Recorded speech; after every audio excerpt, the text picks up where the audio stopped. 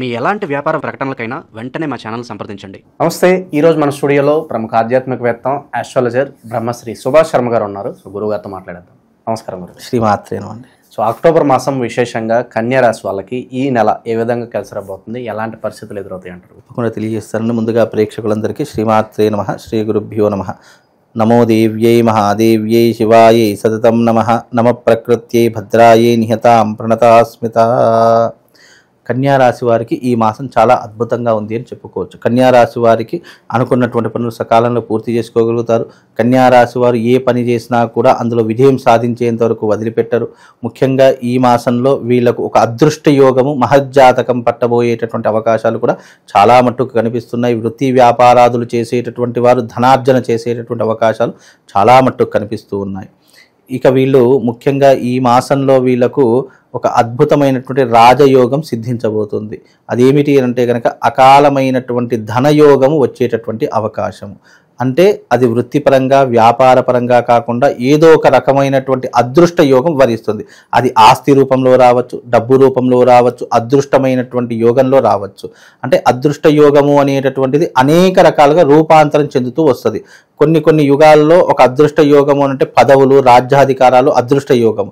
మరియు మరికొంత యుగంలో చూసుకుంటే ధనయోగము అదృష్ట యోగము. ఈ యొక్క యుగంలో ఏంటి అంటే కనుక ఈ కలియుగంలో అదృష్ట యోగం అనేటటువంటిది నీకున్నటువంటి సకల కష్టాలు ఒక్క మాటతో పోయేటటువంటి అవకాశాలు, లేదా నీవు డబ్బు వల్ల బాధపడుతున్నావు, ఆ డబ్బు నీ జీవితంలో ఏర్పడము.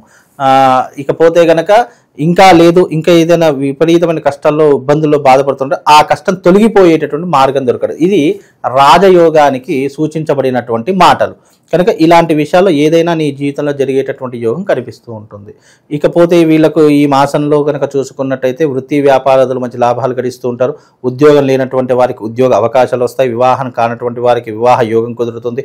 కోర్టు సిక్కులు, కోర్టు సమస్యలు, పూర్వీకుల ఆస్తులు రావడము, ఇలాంటివి ఏదైనా బాధపడుతున్నారు అని అంటే కనుక ఈ మాసంలో తప్పకుండా దానికి సాల్వేషన్ అయిపోతూ ఉంటుంది. దానికి చక్కనైనటువంటి పరిష్కార మార్గాన్ని ఎంచుకునేటటువంటి అవకాశాలు ఈ మాసంలో కనిపిస్తూ ఉన్నాయి. కనుక ఈ మాసంలో కన్యారాశి వారు ఎవరైతే ఉన్నారో తప్పకుండా మంచి భవిష్యత్తుని ఏర్పరచుకునేటటువంటి అవకాశాలు ఏర్పడుతూ ఉంటాయి.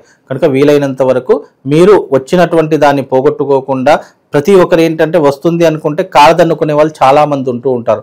అలా కాలదన్నుకోకుండా ఏదొచ్చినా మన అదృష్టమును భావించి కళ్ళకద్దుకొని దాన్ని అనుభవించేటటువంటి యోగాన్ని మీరు అలవాటు చేసుకోండి.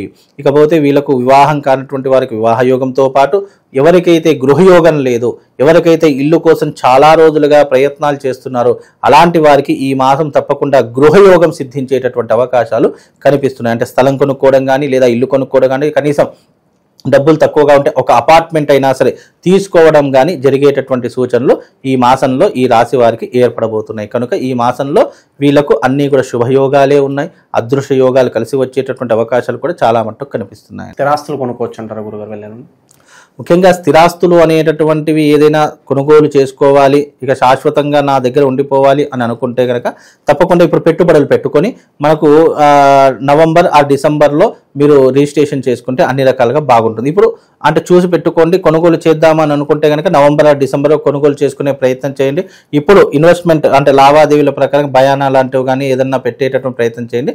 తద్వారా మీకు మంచి భవిష్యత్తు అనేటటువంటిది ఏర్పడుతూ ఉంటుంది. కాలక్రమేణా అన్ని రంగాల వారిలో ఈ యొక్క కన్యారాశి వారికి సినిమా రంగంలో ఎవరైతే ఉంటారో మంచి అవకాశాలు వస్తాయి.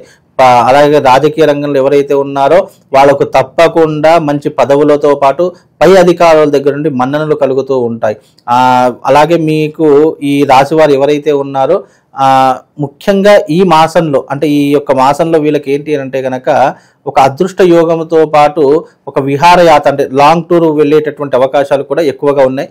ముఖ్యంగా ఈ మాసంలో వీళ్ళు తిరుపతి దేవస్థానం కానీ దర్శనం చేసుకొని రండి, లేదు అంటే లక్ష్మీ నరసింహస్వామి క్షేత్రానికైనా వెళ్ళేసి రండి. తప్పకుండా దాని ద్వారా మీకు ఒక మంచి ప్రయోజనం అనేటటువంటిది కలుగుతుంది. ఈ రెండు క్షేత్రాల్లో మీకు ఏది అనుకూలం అనిపిస్తే ఆ క్షేత్రంలోకి వెళ్తే మీకు అన్ని రకాలుగా బాగుంటుంది. ఏ రంగాల్లో ఉన్న వాళ్ళకి బాగుంటుంది అంటే ఎలాంటి వ్యాపారాలు ఇంకా విశేషంగా వీళ్ళు పెట్టుకోవచ్చు అంటారు, స్టార్ట్ చేయొచ్చు? ముఖ్యంగా ఈ యొక్క కన్యా రాశి వారు ఎవరైతే ఉన్నారో వాళ్ళు ఏదైనా పెట్టుబడులు పెట్టాలన్నా, విశేషంగా రాణించాలి అని అనుకున్నా కానీ వాళ్ళు ఈ మాసంలో హోటల్ బిజినెస్ పెట్టడం, అంటే ఫుడ్కి సంబంధించినటువంటిది ఏ బిజినెస్ అయినా సరే వాళ్ళకు వర్తిస్తుంది. ముఖ్యంగా ఫాస్ట్ ఫుడ్ సెంటర్స్ కానివ్వండి, హోటల్స్ కానివ్వండి, లేదు అని అంటే కనుక టిఫిన్ సెంటర్స్ కానివ్వండి, ముఖ్యంగా ఈ కిరాణా సంబంధించినటువంటి వస్తువులు అంటే కిరాణా షాప్స్ కానివ్వండి, సూపర్ మార్కెట్స్ కానివ్వండి, వీళ్ళకు చాలా బ్రహ్మాండంగా కలిసి వస్తాయి. కాబట్టి ఇలాంటి వాటిలో పెట్టుబడులు పెడితే తప్పకుండా రాణించేటటువంటి అవకాశం ఉంటుంది. స్థిరంగా రాణించాలి, స్థిరంగా పెట్టుబడులు పెట్టాలంటే భూమి మీద కానీ బంగారం మీద కానీ పెట్టుబడులు పెట్టండి. తప్పకుండా వీళ్ళకు అద్భుతమైనటువంటి రాజయోగం సిద్ధిస్తుంది. నిరుద్యోగులు ఏ టైంలో వీళ్ళు గుడ్ న్యూస్ అందుకోవచ్చు అంటారు? పలానా టైం పీరియడ్ వీళ్ళకు నవంబర్ ఆర్ డిసెంబర్లో ఒక అద్భుతమైనటువంటి శుభవార్త వింటూ ఉంటారు.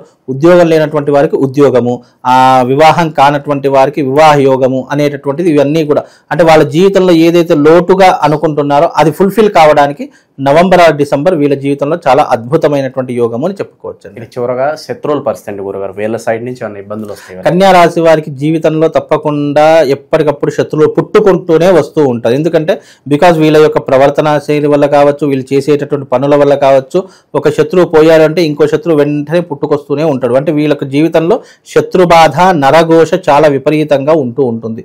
కనుక శత్రుబాధ నుంచి అధిగమించాలన్నా, నరఘోష నుంచి బయటపడాలన్నా అమ్మవారి యొక్క ధ్యానం చేసుకోండి.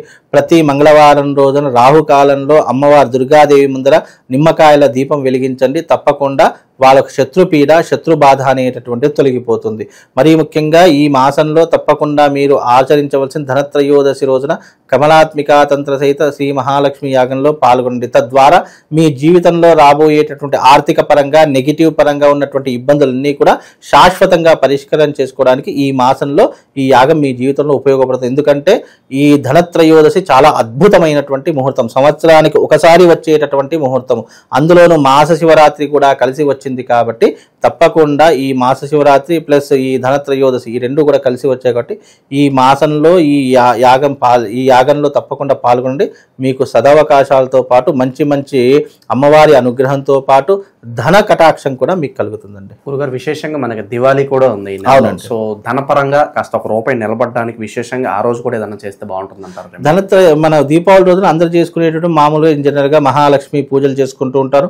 దానికంటే విశేషమైనటువంటి ధనత్రయోదశి చాలా మట్టుకు మనము ఒక అమావాస్య రోజు పండగ చేసుకునేటటువంటి సంవత్సర కాలంలో ఒక దీపావళి ఒకటే ఉంది మనకి. కాబట్టి మనకు వరుసగా 3 పండుగలు వస్తాయి: ధనత్రయోదశి, నరక చతుర్దశి, దీపావళి, అమావాస్య. దాని తర్వాత భావబీజ్ అని చెప్పేసి వస్తుంది. అంటే ఈ వరుసగా 5 రోజుల పండగలు ఇవన్నీ కూడా చేసుకునేటటువంటివి. కానీ కాలక్రమంలో దీపావళి ఒకటే చేసుకుంటున్నాం. ఎవరు నరక చతుర్దశి, ఈ ధనత్రయోదశి చాలా తక్కువ మట్టుకు ఎవరైతే వ్యాపార సంస్థలు ఉన్నాయో, ఎవరైతే ఈ గంజులలో మార్కెట్లో బిజినెస్ చేస్తారో వాళ్ళు మాత్రమే ఈ దీపావళి పూజలు, నరక చతుర్దశి, ఈ ధనత్రయోదశి చేసుకుంటారు.